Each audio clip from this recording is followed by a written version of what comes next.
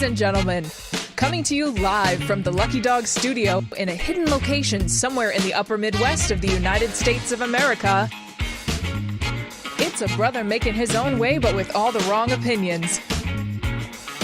Welcome to the Morning Night Live with your host, the one and only P-Dog Knight.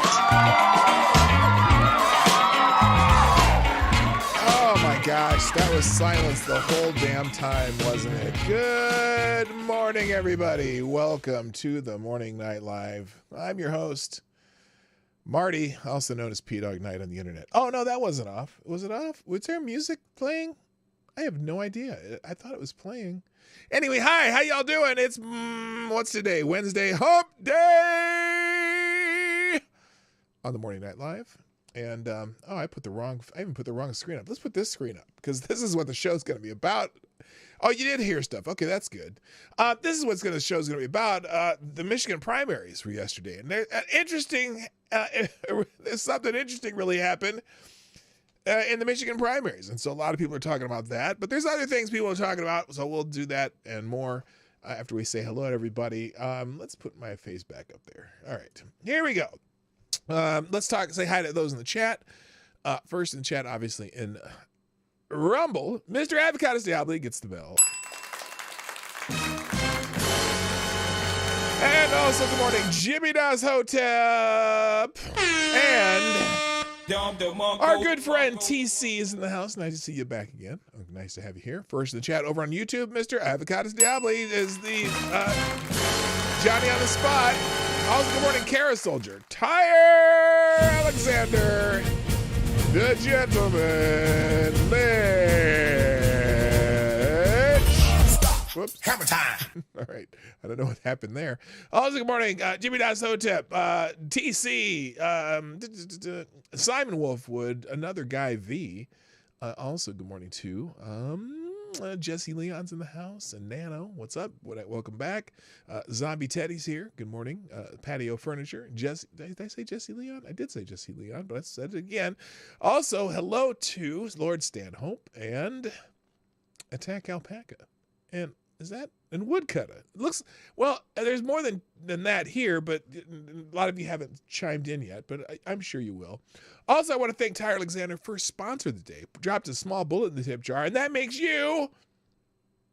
You are the new Streamlabs Superstar sponsor of the day. Thank you, Tyre Alexander, who he dropped a link in the super chat via Streamlabs. By the way, Streamlabs super chats P-Dog9.live. I'll pin it at the top of YouTube because it's easier to find that way. You don't have to search around if you want my attention.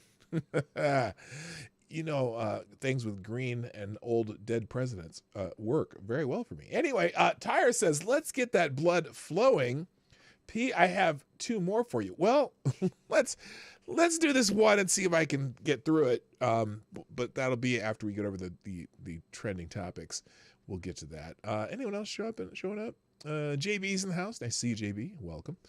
Okay, so thank you, Tyre Alexander, for sponsoring the show. You too can sponsor the show. In fact, the Morning Night Live is sponsored by you, the viewers of the Morning Night Live. The biggest things you can do to sponsor the show: one, hit the like button, because that supposedly gets other people at least getting it in their feeds, and then also sharing the stream. That's even more important. In fact, let's see if anyone shared the stream yet this morning, because I haven't looked. Here's my notifications. By the way, I've gotten so many notifications over the last couple of days just because of something that someone did that was stupid. And unfortunately, they blocked me right after they did it, so I can't really show it on the screen. But I'll try to explain it eventually. Anyway, thank you to the people who have put the show out on the social medias. That would be Jimmy Das Hotep and TC, and I'm retweeting you guys now. I'm still calling it retweeting for some reason, even though it's reposting now, but whatever. And also Somnambule Nation, who very faithfully does it almost daily, and Nano, and Tyre Alexander, and another guy V for retweeting my tweet of the week. If you are on social media, I encourage you to share the show somewhere. And invite a friend or tell somebody, hey, you should go check this guy out because he's all right. He's not. I was going to say, never mind. I can't say that Well, I can't say it, but I'm not going to because that really wasn't the thought I had, and I'm not going to say that he's not gay. Anyway, good morning, Amazing Disgrace. How you doing? But not in the cool, guys on guy thing. I mean, I don't know if that's cool, but you know what I mean? Not in the good, that kind of, I mean, the kind of like when you're a kid, you said, oh, that's gay. Anyway,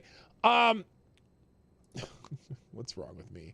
Let's just talk about news because I am digging a hole. Now, it is hump day, and maybe we should just help people wake up today. You know what I mean? Because on hump day, you kind of need a pick me up, a thing to get you going.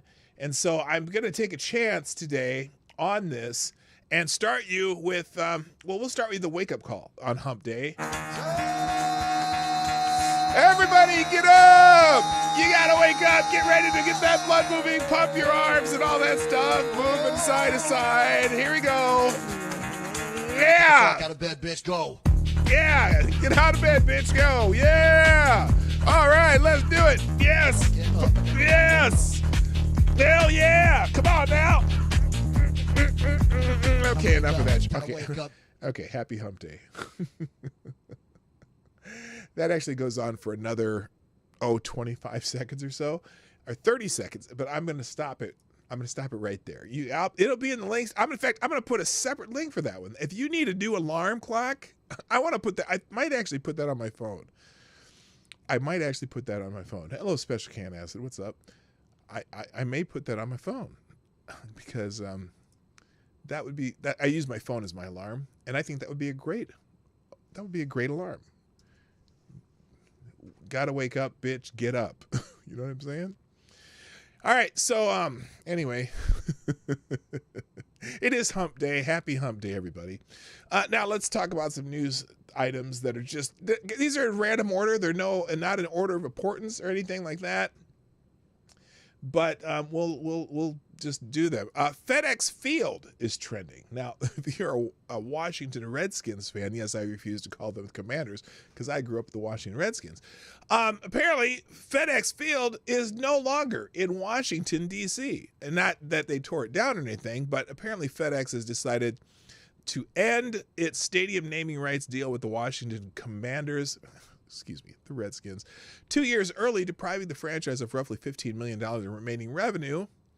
Now, the news comes a day after the team announced millions in stadium upgrades because they're going to be upgrading this stadium, and FedEx said, we're out. I don't know why. Don't care. It's a sports story that I don't usually follow, but it was trending very high. Apparently, all the Washington fans are very concerned. So, let's see. Refused to lend her name to an NFL stadium unless it's an absolute pile of said FedEx.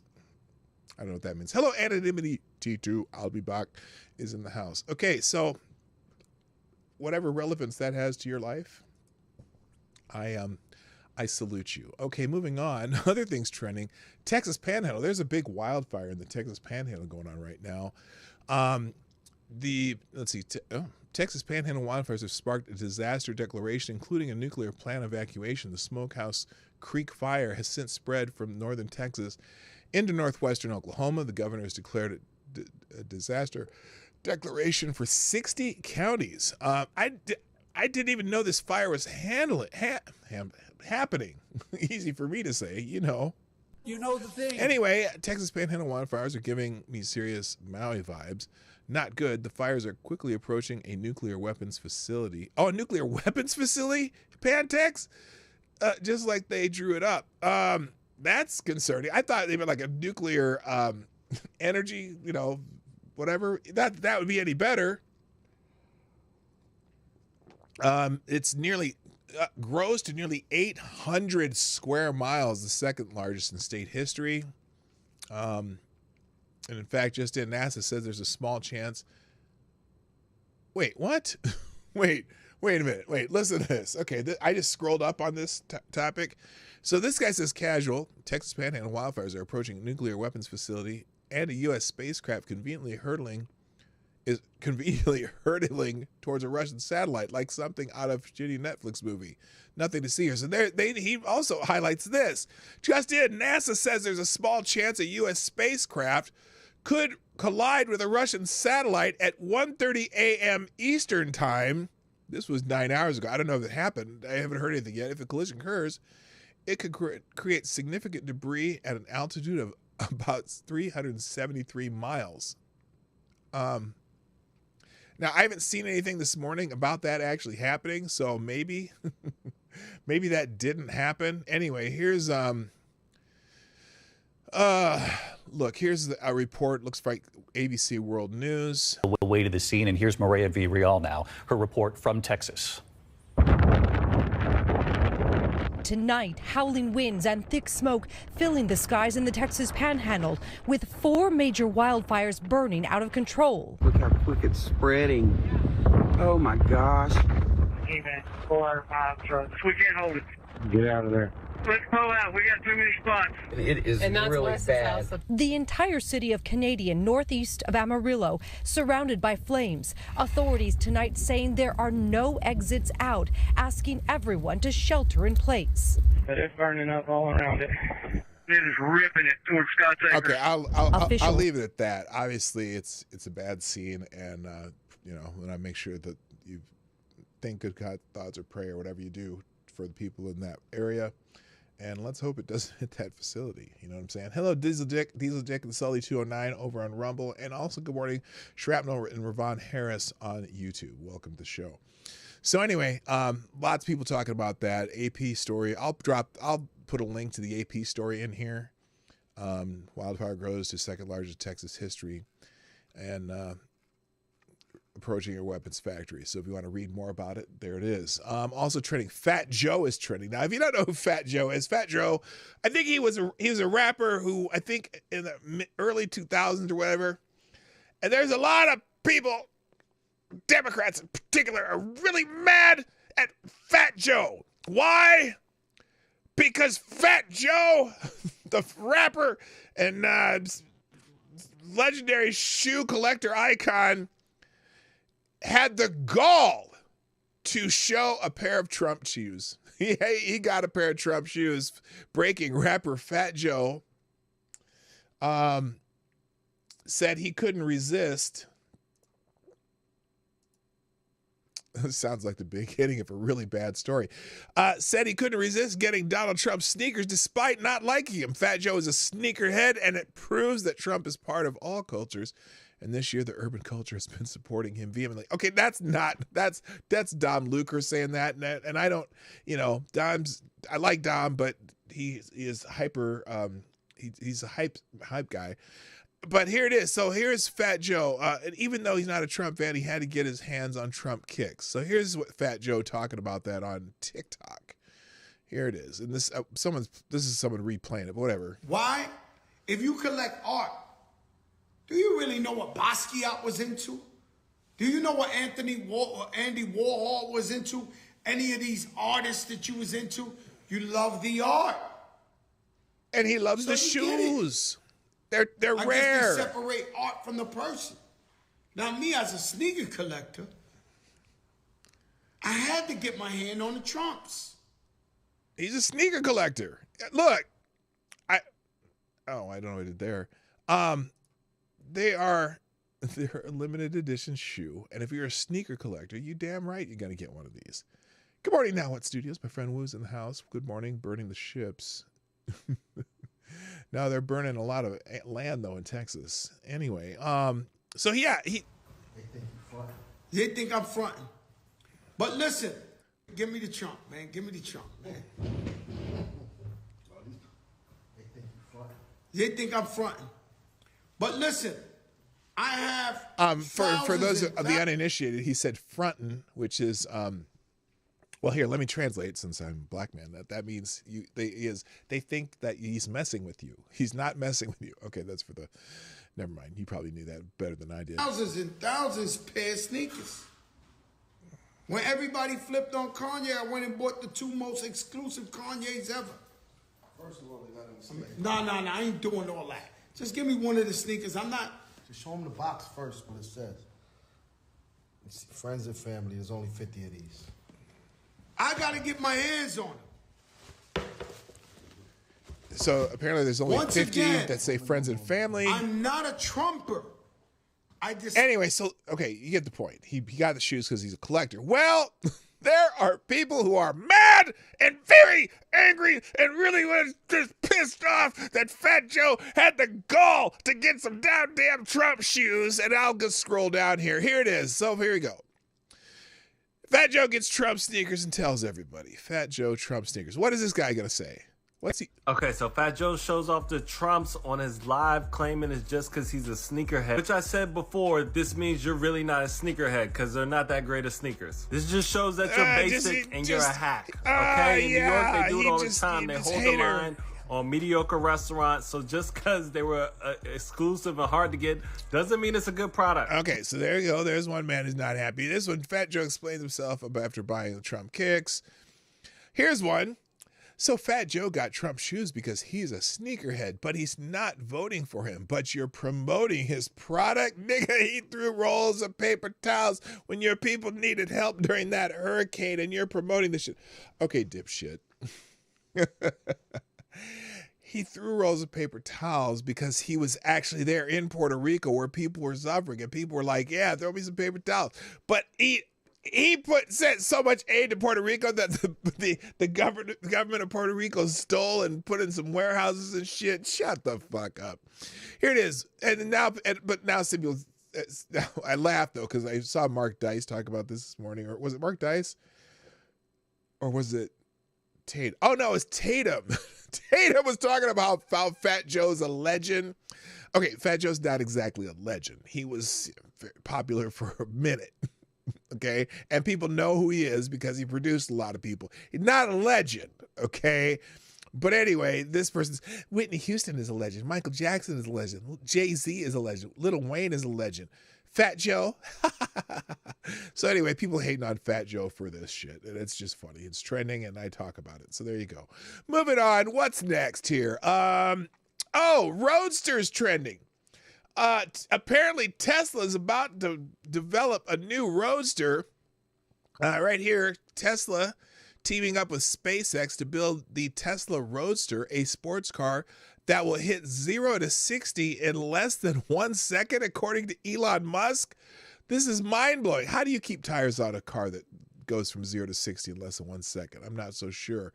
But anyway, how exactly, well, right here it says, how exactly will they get the car to 0 to 60 in less than 1 second?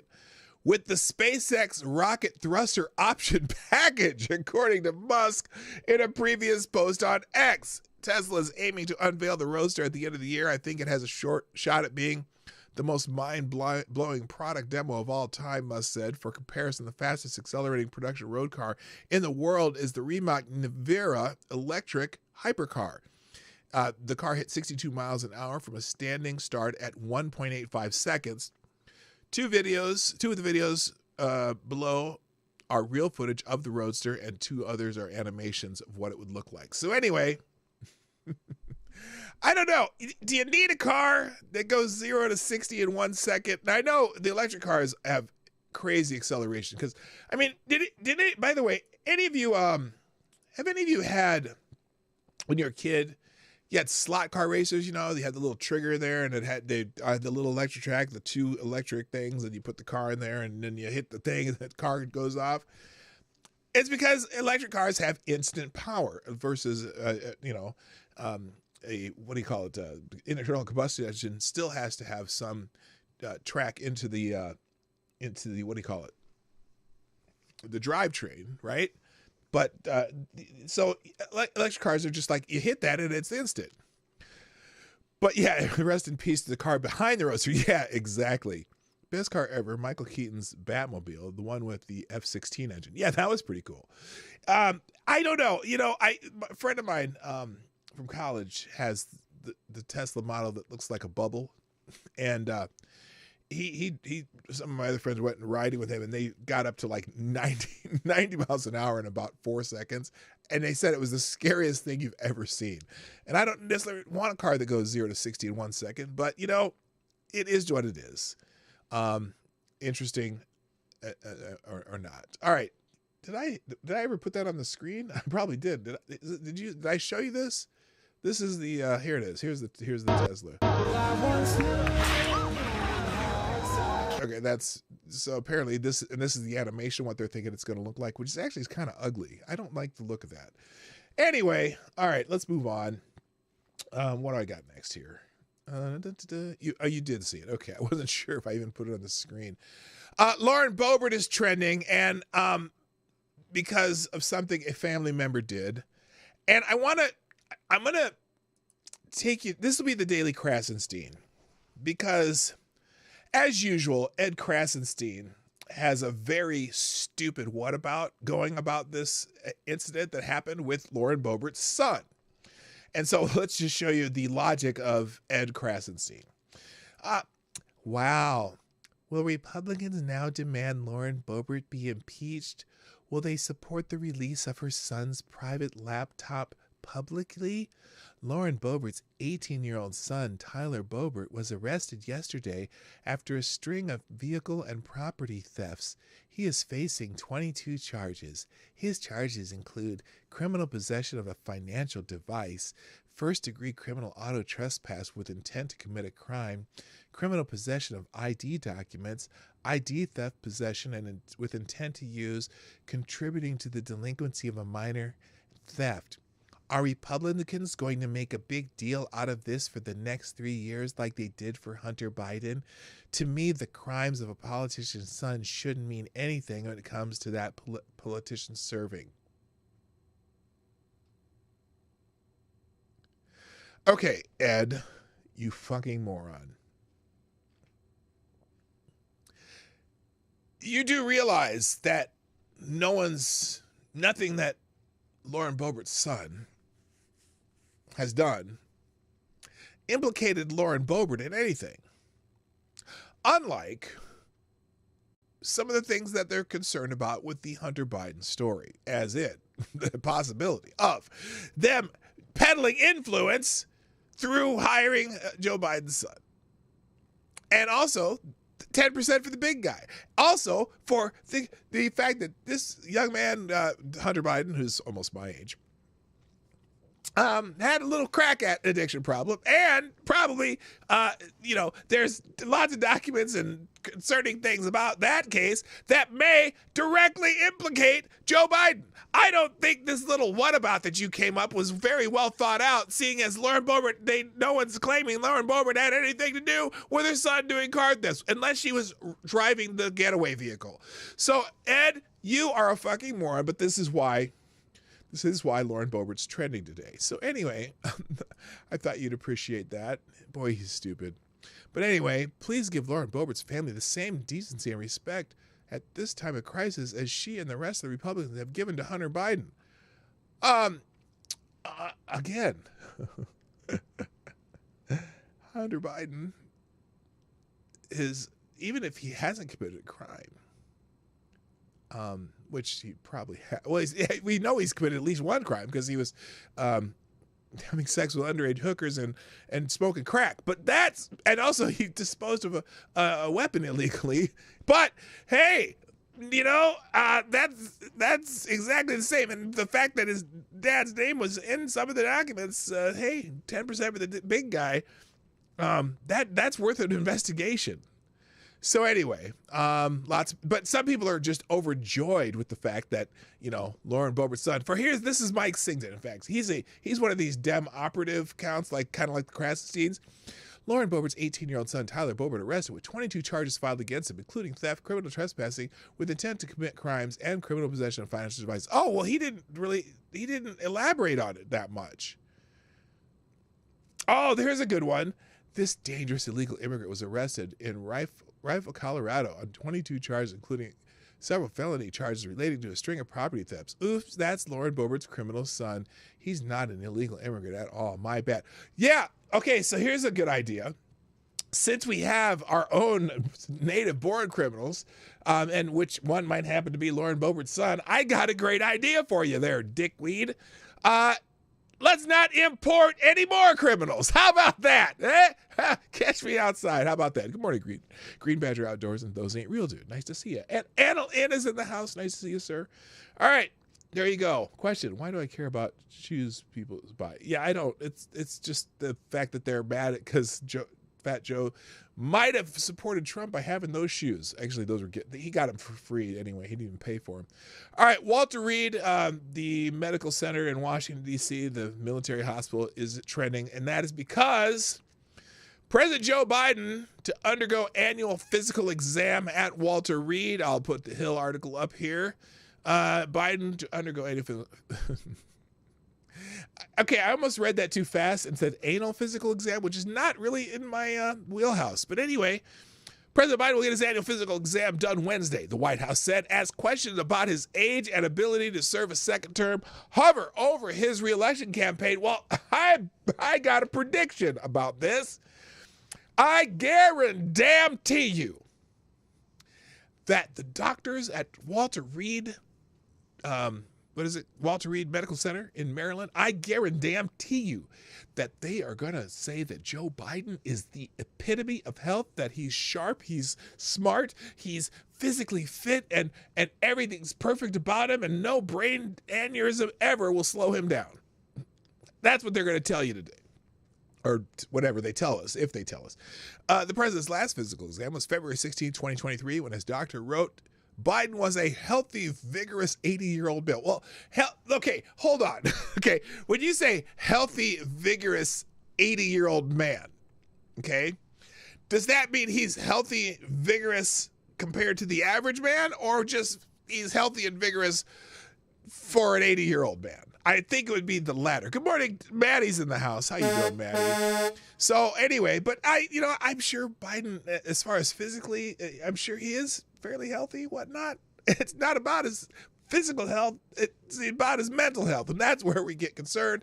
But, I'm just a guy on the internet talking into a microphone to about 30 people. So anyway, the new ABC Ipsos poll conducted earlier this month found that 86% of Americans believe he is too old to serve in office. The White House has had to fend off attacks on Biden's ability to do the job after a special counsel report cleared him of wrongdoing in his handling of classified documents, but made repeated references to his poor memory. Well, if his memory's perfect and he's perfectly healthy, then let's go ahead and charge him with the charges that you might have charged him with had he not been a old man with bad memory. How about that? Let's go there. All right, enough about that. Let's get into the main topic. Oh, wait, before I get into the main topic, wait, there's one more. What's this? Oh, this is interesting. And this is concerning, but maybe not yet. This place called Transnistria in Moldova. It's an area in Moldova. And apparently, in the face of increasing attempts at escalation and intimidation from Moldova, Transnistria has officially asked Russia to take measures to protect the region. Close to 250,000 Russian citizens permanently reside in Transnistria, and culturally, the region is nearly completely identified with the Russian world. This person saying, "Be true to yourself." Now, this is setting off alarms because if you're not familiar with Moldova is directly to the east of Ukraine. In fact, here's a map. As you can see on this map here, this is Ukraine, right? And down here is Crimea. The area is about right here, and then Moldova is right here. Well, this region that they've decided to ask Russia to help them is on the other side of Ukraine. So if let's see, I'm gonna see if they have a better map here. Here we go.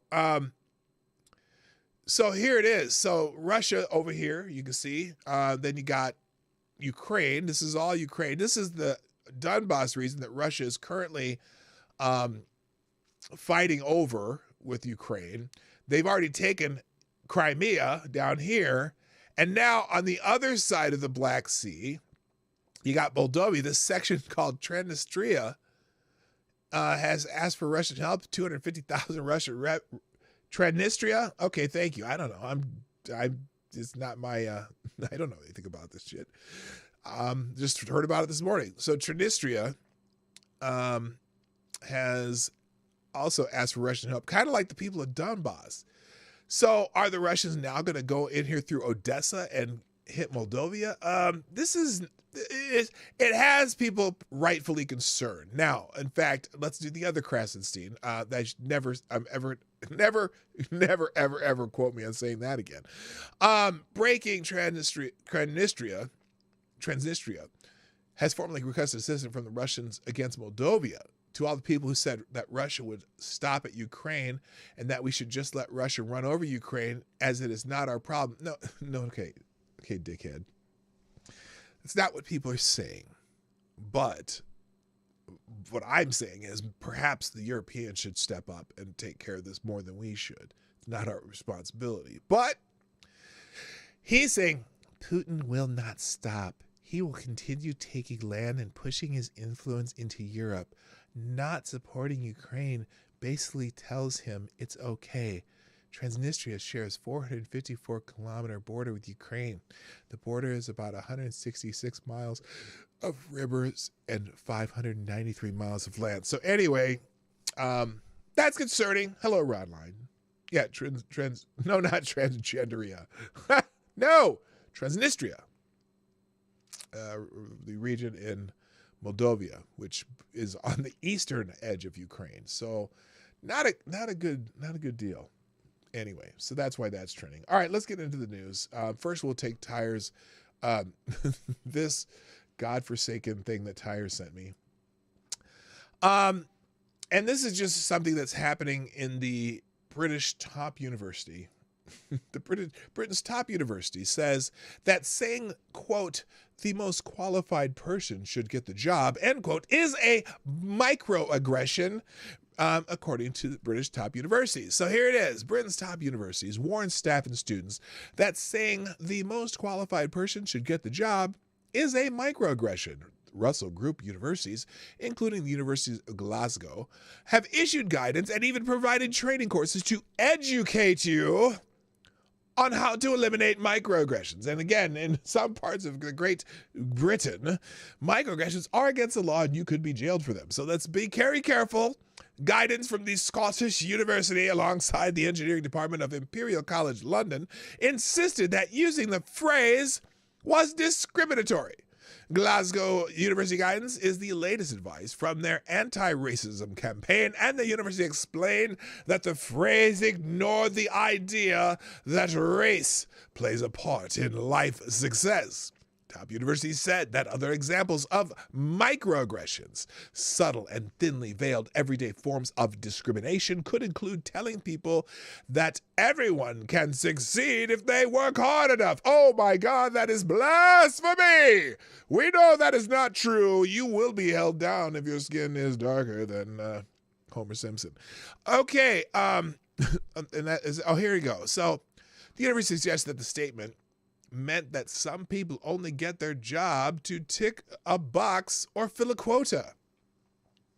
Oh, Andrew Thurston, and True Your Gospel, not saying that you are those people. Other examples of microaggression, including using phrases like, men and women have equal opportunities for achievement. Oh God, that is so awful.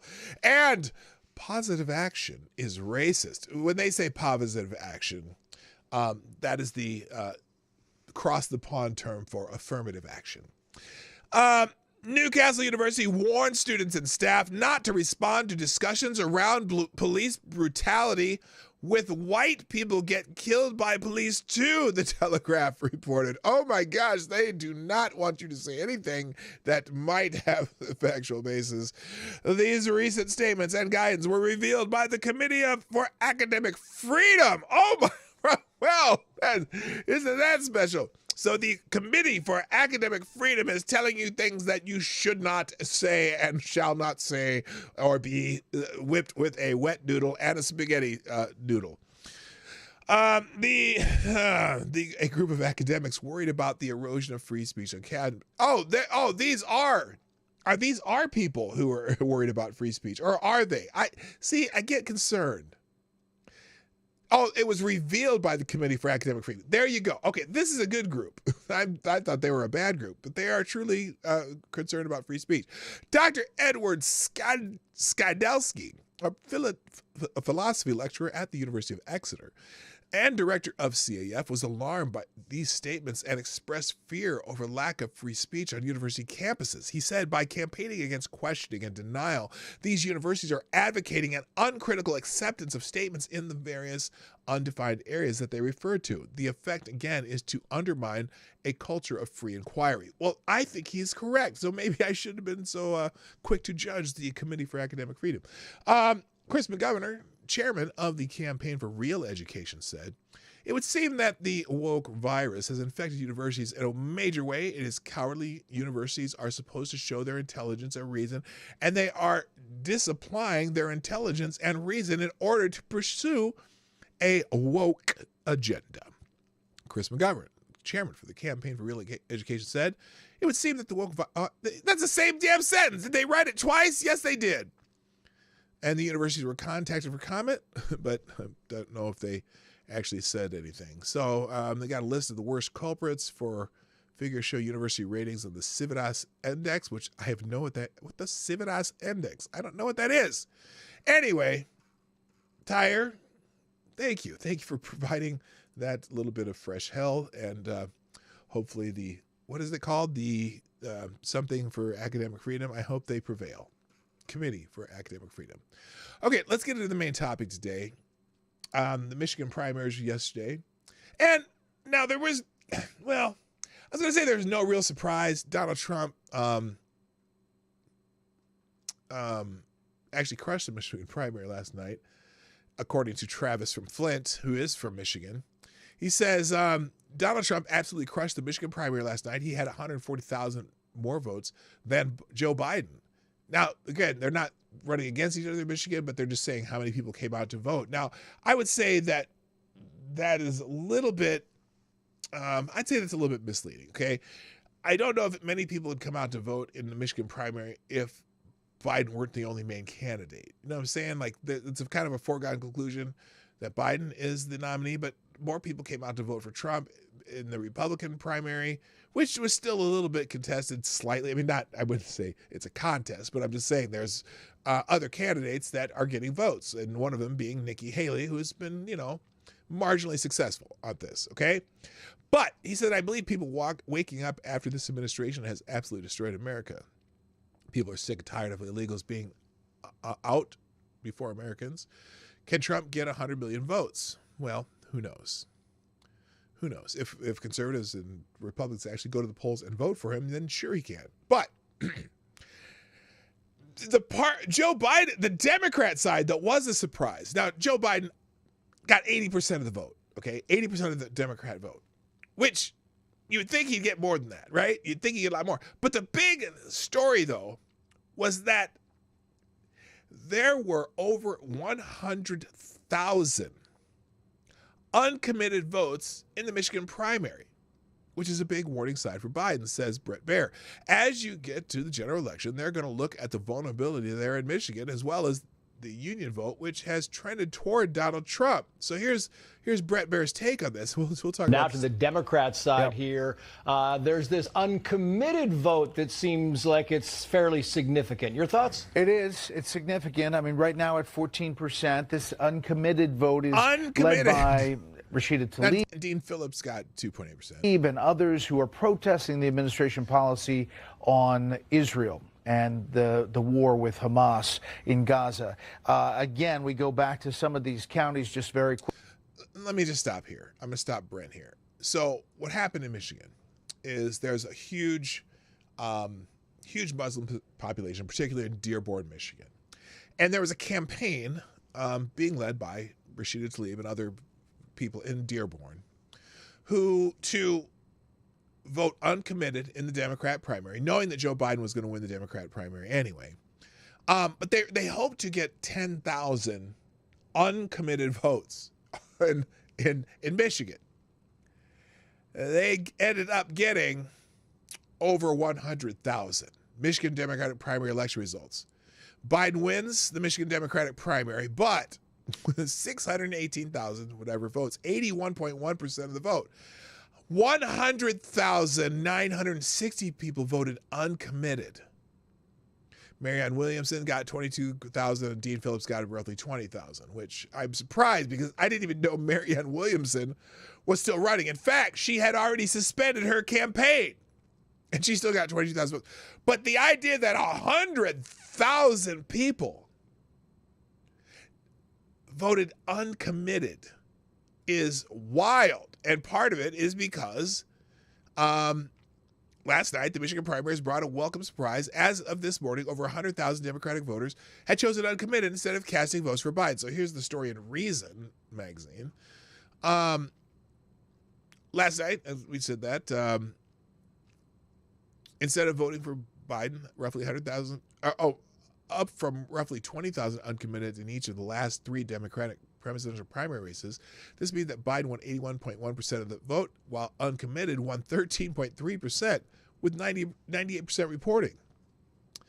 Biden still won the Democratic primary, and Donald Trump still beat former South Carolina governor and dropout refusenick Nikki Haley in the Republican one, as was expected. But the uncommitted results show that more people are choosing protest votes than in the last few races, perhaps reacting to historically unpopular candidates.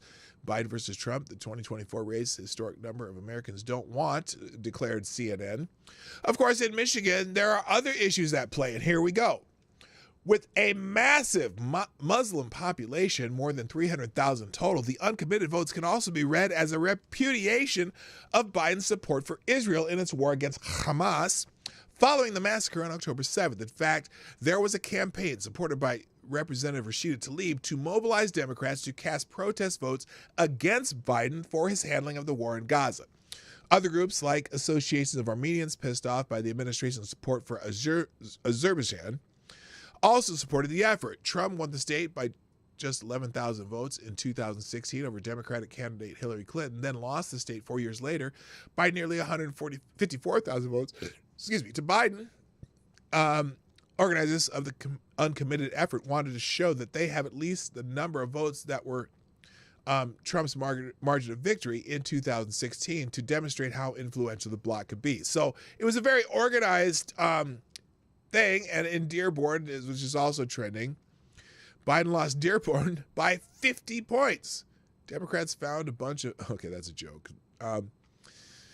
So anyway, here's the analysis on... This is CNN. Here, let's... Real quick. Thank you, Horatio Nelson's in the house. Hello, sir. Who said... with dropping a deuce in the tip jar. Who says... you see this... wait a minute. Wait, what? You see the shit on Jeopardy with the zem zers, what are neopronouns, and the shaved head obese female to male whale on Monday. What a world. Champion last year was a big dude with a wig. Half $2 because I like you a lot. I like you too.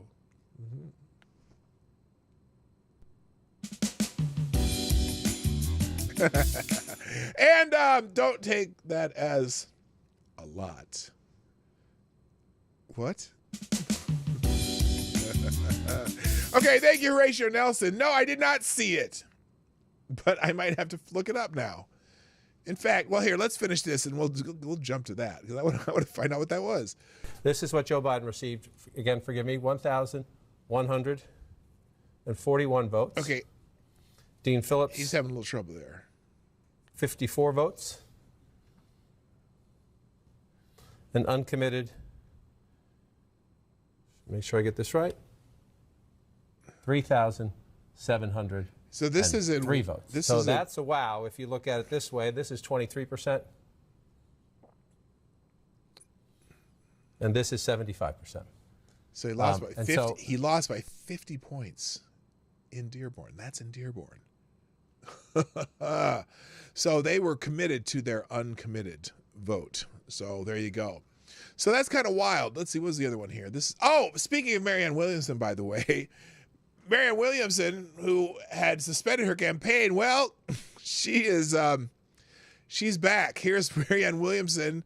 Well, I'm not going to play that. It's 4 minutes long, but she's unsuspending her presidential campaign because of the results in Michigan. And she has announced, here, I'll put the Hill article up. Wait, what the hell happened there? That's not what I wanted to do. Hang on. Hold on to what we've got. Doesn't make a difference.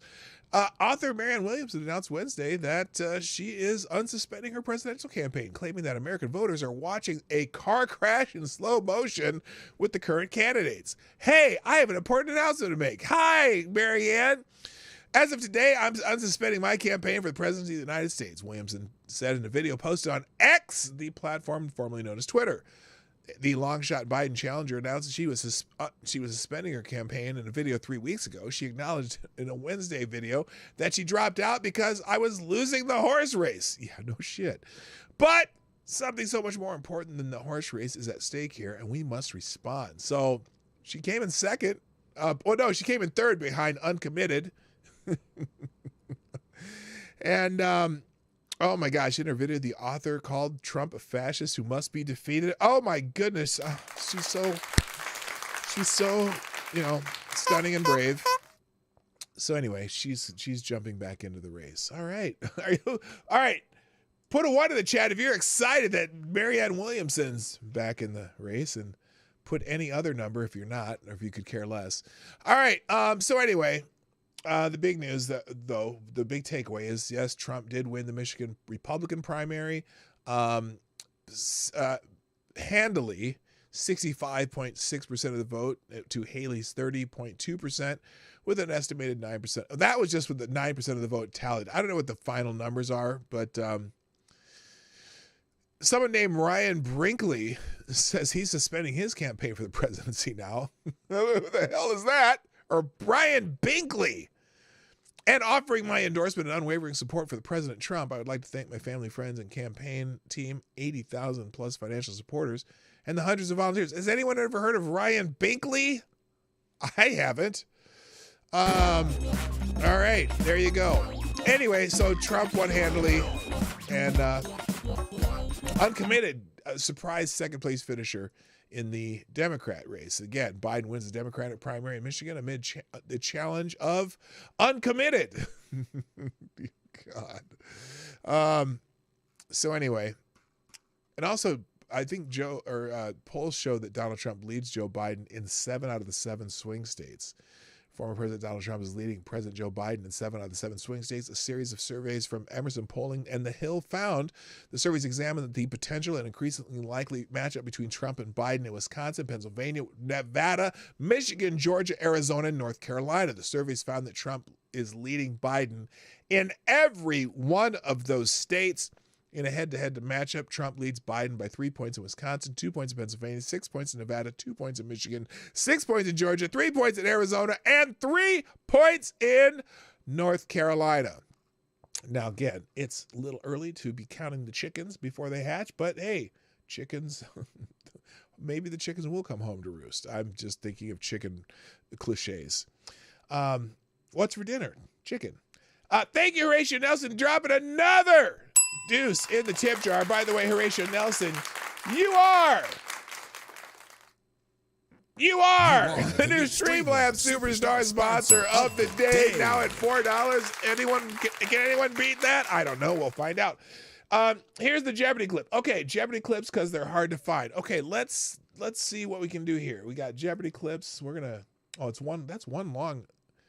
a hell of a long link there. Is that one link? Oh, that's weird. Oh, hold on.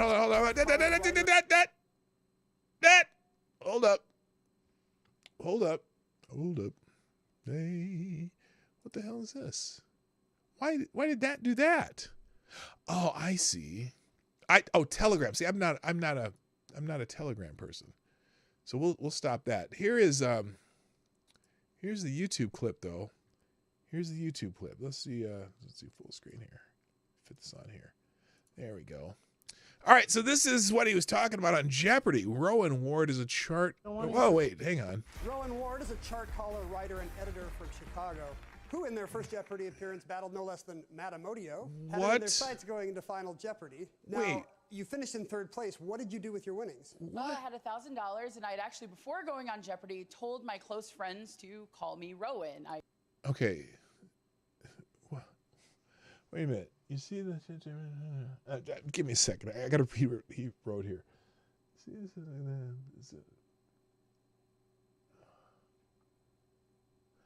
Okay, so this is a person who decided that they are going to be something special. Hello again. There are 3 links. I see. Oh, there is a third link. Okay. Let me get the third link here too. Let's see. Oh no. No. One thing I can't stop. Okay, hang on. All right, let's. Okay, stop. The thing Amy said. Stop. Wait a minute. First, this is Rowan. I was under another name on the show, but I'm non-binary. I wanted a name that fitted me. Oh, you're non-binary. You mean so you're a woman who is weird and I did a short video about what is non-binary. And I gave a definition that people are very upset with me about. Hang on, let's finish listening to this, then I'll go into that. What I did with the money is I used it to pay for my name change filing, and now I'm back on Jeopardy with a second chance as my true self. Fantastic. Welcome back. Yeah, that's fantastic. Yeah. Yippee Skippy.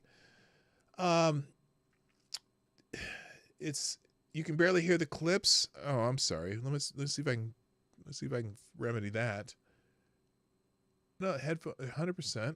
Hang on, let me figure out. Should be this one. I'll play it again.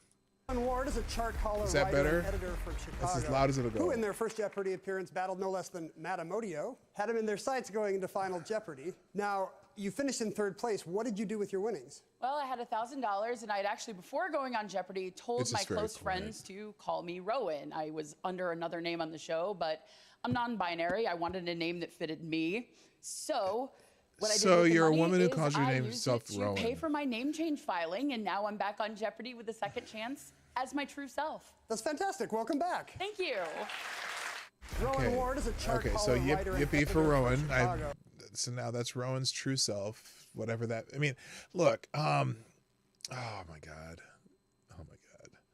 Let's see what the other one is here. Here's the other clip. Let's try this one.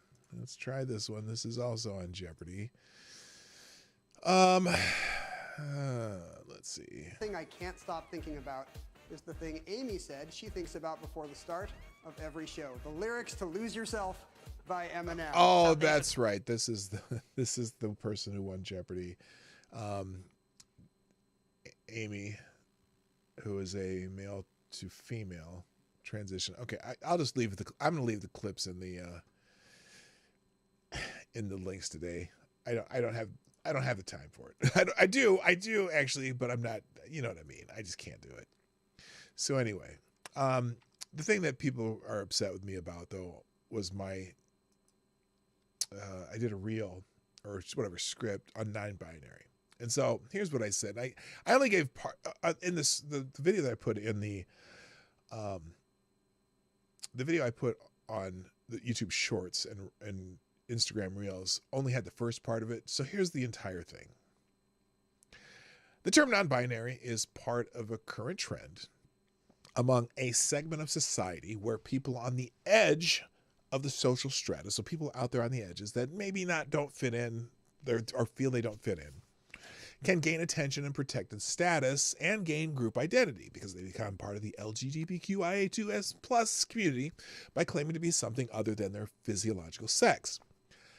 Non-binary is a person who, despite being male or female, can now demand that people not use common language that would identify them as such. For example, a male who demands he's not to be referred to using gendered language such as man or boy, but rather be referred to as non-binary, or in her case, woman or female, as though there were a third choice of sex, or gender, because really, I mean, most people, the terms boy or man is a name we give to male humans based on their sex, not as a gendered language. That's just that's the word we use for a male adult or male child.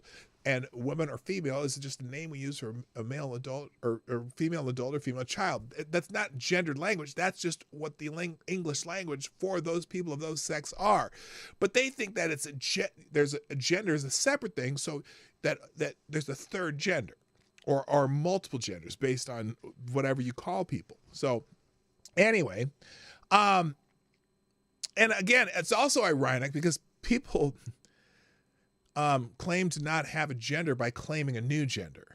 You know, the non-binary. I'm neither. I don't have a gender. Well, you're a new gender then. That's your new gender, is being non-binary. But also those people may demand that people talk about him, like in the example of a man, talk about him in the third person. People who talk about him in the third person, they want them to use non-binary language or ambiguous pronouns as if his sex were unknown, such as they, using like they, them, right? Or other neo-pronouns, which are unique non-sex identifying words that people have created over the last several years to further identify their unique special status. And so, and then again, we also have to hold off on the discussion because they'll always bring up, well, what about intersex people? That's a third sex. Well, no, it's not. We hold off on that discussion on the extremely rare 0.018% of the population with the sexual development anomalies that are known as intersex conditions, because it always gets brought up despite the fact that people with these conditions are also medically classified as male or female. It's the most common what about argument when discussing this topic. The overwhelming majority of people claiming to be non-binary do not have intersex conditions. So it's a red herring. So, but as for the argument that they and them pronouns too, they always say, oh, well, they and them pronouns have been used as singular pronouns for centuries. Well, that's also a silly argument because these words are used to reference more than one person or more than one possibility. When referring to a person that is unknown, it's not talking about a singular person because you're talking about more than one possibility, which still makes it a plural usage of the word. And really, in the latter case, it's a convention of the English language to avoid wordiness. Or it's used to avoid wordiness of saying like he or she over and over in a hypothetical situation when talking about a person hypothetically. So it was not used as a reference to a single known person or of known physiological sex until recent social trends have made it a thing among a certain ideology-driven segment of society. So anyway, that was the total of it, and people were mad at me, and I've got all sorts of nasty comments and arguing with people in my comment sections on that particular video. All right, thank you, Horatio Nelson, for dragging me off into that fresh hell. All right, let's, there's a couple other news items that I wanted to get to. Oh, by the way, there's, well, hang on, let's see. Michigan uncommitteds, maybe Biden's downfall. I don't think so. So the other part of this uncommitted thing is I'm seeing articles like, kind of like this one from American Spectator, Michigan uncommitteds may be Biden's downfall. I wouldn't be so fast to say this. I think Biden's downfall is that he's not a popular president. But this uncommitted thing, again, this was a performative act that I don't think the people who voted uncommitted because of Gaza are gonna vote for Trump because of it, or they're gonna stay out of the race because of it. But this person says, today's primary in Michigan offers a potential forecast in November. Rashida Tlaib, the congresswoman representing the heavily Muslim and more heavily Democratic district, encourages those in her party to vote uncommitted in protest over Biden administration's support of Israel in its war with Hamas. Should the percentage of the uncommitted rise well into the double digits, this could act as a canary in the coal mine on President Joe Biden's chances in the fall. He trails Donald Trump by 2 points in the most recent poll of Michigan voters on this presumptive fall matchup. Certainly, most who vote uncommitted in the Democratic Party Tuesday will most likely hold their noses and vote for Biden anyway, or more precisely, vote against Trump in the fall. But should even 5% of regular Democrat voters stay home or vote third party, Biden can't win. In the last time a Democrat won the presidency but lost Michigan occurred in 1976 when the Republican candidate Gerald Ford came from Michigan. Well, that did a lot good that did him. So anyway, it's kind of wild. I don't have a lot of faith in that little protest vote that they did in Michigan is the part that's going to harm Joe Biden. I think just the fact that Joe Biden sucks is what's going to cause him to lose in Michigan. Now, also, though, there are some Arab American voters who are going to vote for Trump. And this is one of them explaining why. And here it is on, here it is. Now, this is one of the guys, remember when they had the school board meetings and one of the dads got up talking about how they don't want these pornographic books in their schools? That was at a Dearborn, Michigan school board meeting. And this guy just happened to be the guy they're talking about. So here's the Arab American. Are you voting your job, or are you voting the war, or help us understand where you are in your support for Donald Trump? So it's a whole combination. Biden has repeatedly lied to my community. They took our votes for granted within my community. And not only within the Arab American community, but in the Metro Detroit area. Let's face it, Biden had made promises and failed on those promises. Biden has constantly lied time and time again. Let's face it, Biden pushed for an EV sector. That sector is scaling back at the moment. And that sector has a failed infrastructure that Biden promised to fix. Now, what he's talking about there, obviously, he's talking about the electric vehicle thing, and Biden wants to push electric vehicles. Well, Detroit doesn't. It takes a lot fewer people to build EV cars, and so that hurts unions in a way. And the fact that a lot of these car manufacturers are backing away from that total market. So this hurts them. This hurts that area of Michigan economically. We could go on and say that inflation is at record high right now. Auto workers, by the time they get their paycheck, can barely put food on the table for their families. I see it firsthand on the ground. I don't need paid consultants from DC or experts to tell me that the economy is bad. We see it on the ground here first. Yeah, I was looking at. But wait a minute. I thought this was the greatest economy ever. I thought Bidenomics was amazing. How could that be? But anyway, so I won't play the rest, but you can play the rest yourself. But yeah, that's it's not exactly all roses and sunshine for Joe Biden and the Arab communities. Anyway, a couple of just other odds and ends articles. J.K. Rowling sick of this shit. Apparently, we talked about the what was it?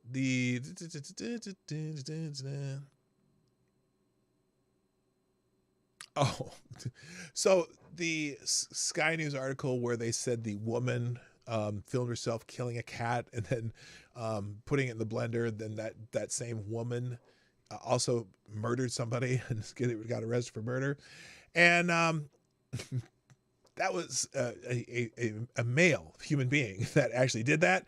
And so J.K. Rowling posted on X, "I'm so sick of this shit," in response to the story. "This is not a woman.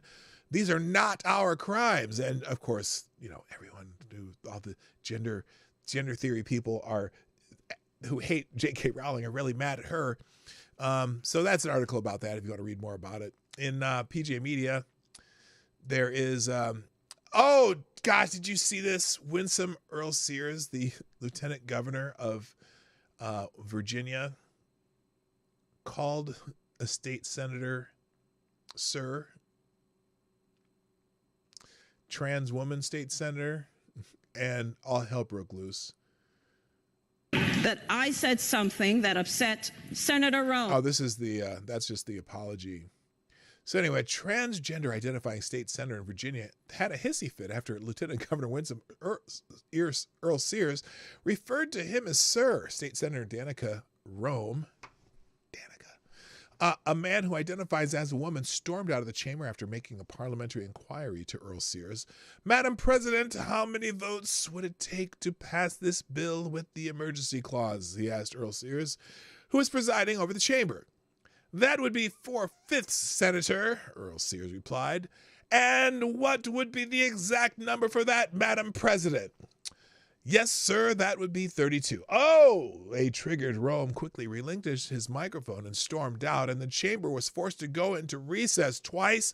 Earl Sears refused to apologize, but later addressed the issue when the Senate reconvened, acknowledging that she had said something that upset Senator Rome. Let it be known that I am not here to upset anyone. Earl Sears began, I am here to do the job that the people of Virginia have called me to do, and it is that. And that is to treat everyone with respect and dignity.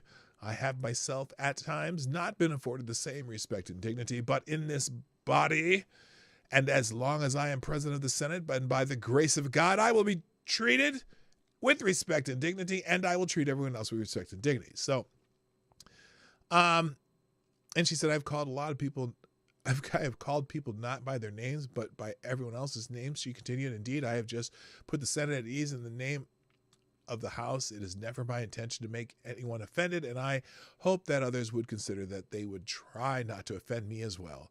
We are all equal under the law, and so I apologize, and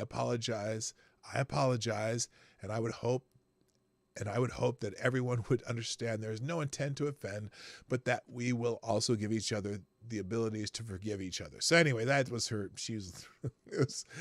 Oh man, yeah, it was a scene, and it was funny because I watched the clip of that. When she said "sir," the entire room went silent as the senator, which she made the aggression to, stormed out of the castle, so to speak. So it was interesting, but, whatever. Tennessee is making a major step towards banning pride flags from classrooms. Now, I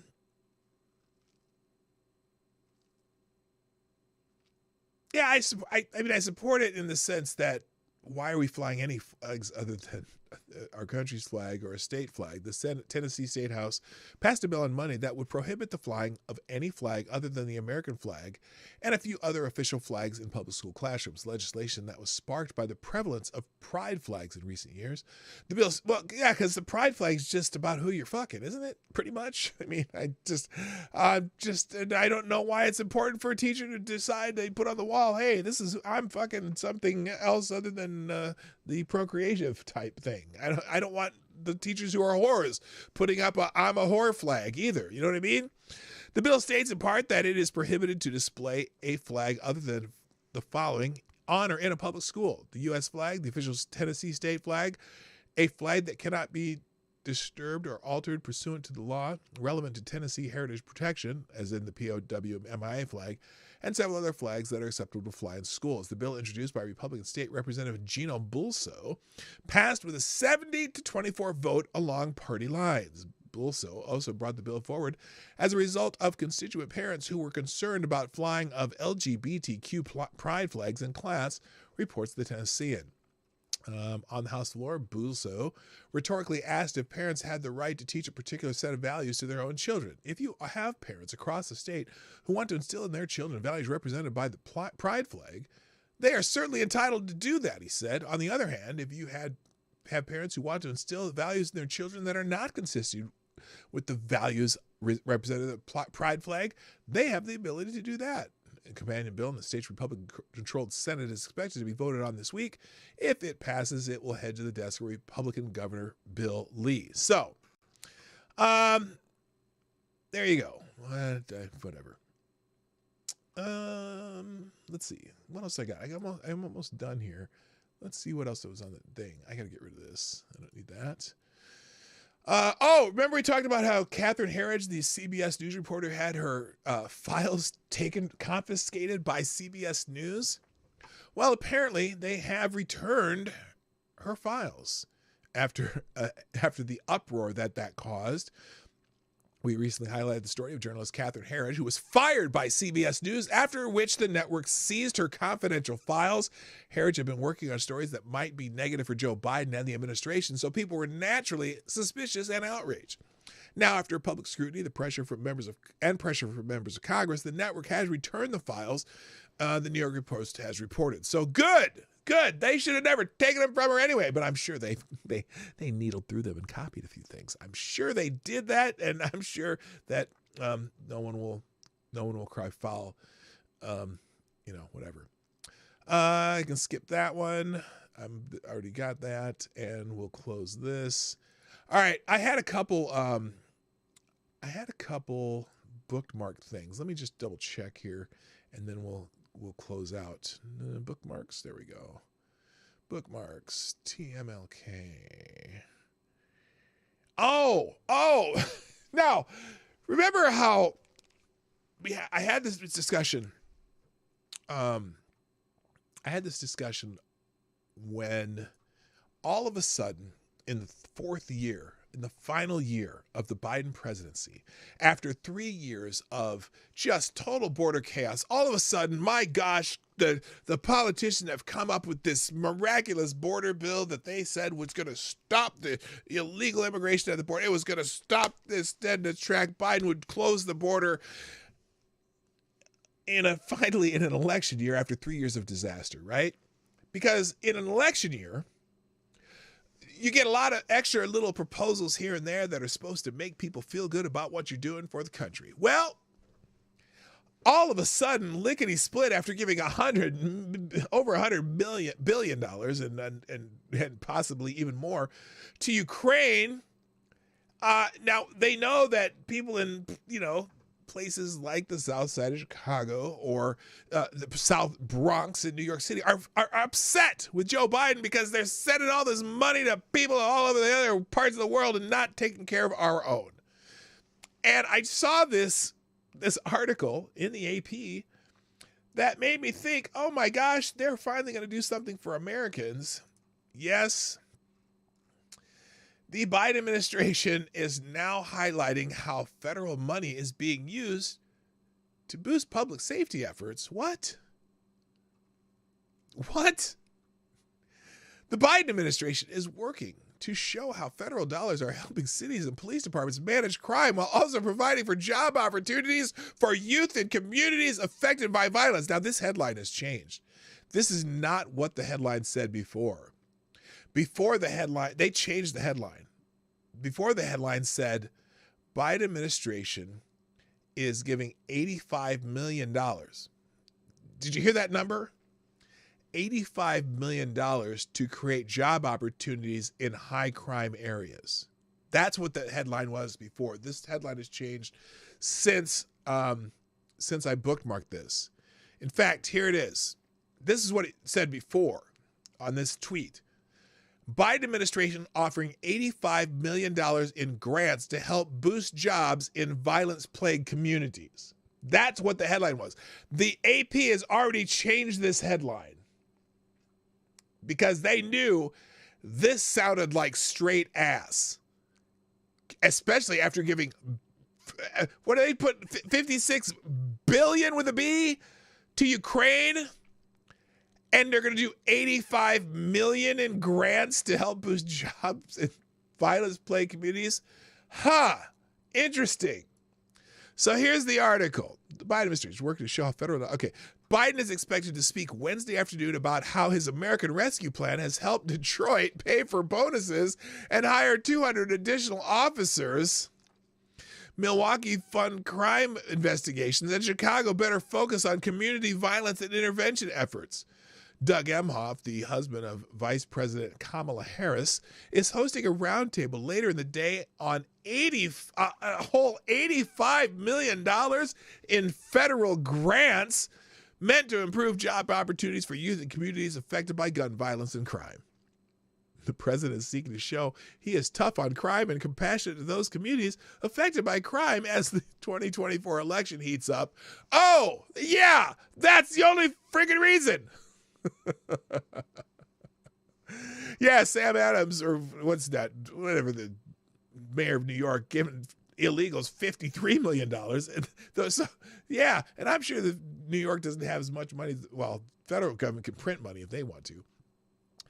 Anyway, I had to laugh. I laughed when I saw this. And the fact that he's sending Doug Emhoff to go talk to people, yeah, he'll be popular in the South Side. What was the other one here? Let's see. Let's see. Oh, I don't know if you saw this. If you saw this interview of Zelensky. I want to ask you something. Let me ask you something. After I pulled it up here, tell me if you notice anything in this interview, because it's strange. It's very strange. I want you to watch Vladimir Zelensky in this interview. Do you notice? Let me see if you notice anything. Just watch it. Watch him very carefully, and tell me what you think. I want to hear your thoughts on this. Mr. President, I just returned from several areas along the front line in the south and in the east, and soldiers there told me they have to ration their ammunition. They don't have enough weapons to advance. They can only defend themselves. In some cases, they're losing territory. What happens to your country if this American aid doesn't arrive? We will lose a lot of people. We will lose territories. Anybody? What do you think about that? Hello, Renee Miette. Renee, you hit on the head. He looks wasted. Not bored. He looks like he's tweaking. He llooks like he's tweaking. He's scratching and oh my God, he looks just he's whacked out on something. I don't know if that's newsworthy, but it's certainly interesting. And now the AP, the questioner in that case, it was embarrassing.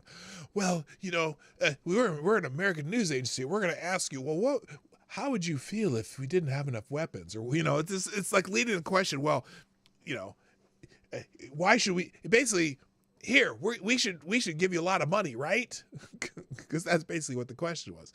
And then let's see, was there one more? I think that, oh no, that's, that was from before when Biden botched the Lincoln quote. We talked about that earlier, so I don't need to talk about that one. All right, gang. I think that's it. That's it for today. Thank you for joining me on the Morning Night Live, Monday through Friday here, 10 o'clock. I will drop all these links in the chat like I always do, and also update the descriptions on Rumble and YouTube to have this the list of links for the show today. If there's a lot of stories you want to get caught up on or use for your own videos, or you wanted to get more detail in those articles, those will be in a single link in the description and in the chat. Call the one tab link, click it. Everything will be on one page. There you go. All right. That's it. I got to go. Thank you on this hump day. My name is P-Dog Knight. And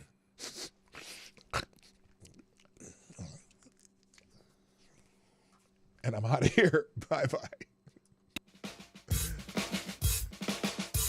Hey, this is P-Dog Knight, and thank you for watching today on the P-Dog Knight channel. If you have an observation or remark you'd like to make about this video or my channel, I absolutely welcome you to write it in the comment section down below. I really look forward to hearing from you. And before you go, if you like what you saw but you're not already subscribed, please make sure you hit the subscribe button and definitely click that bell that pops up afterwards so you'll be notified when I post new videos or when we go live. I broadcast my live show, The Morning Night Live, Monday through Friday at 10 o'clock Eastern, 9 o'clock Central.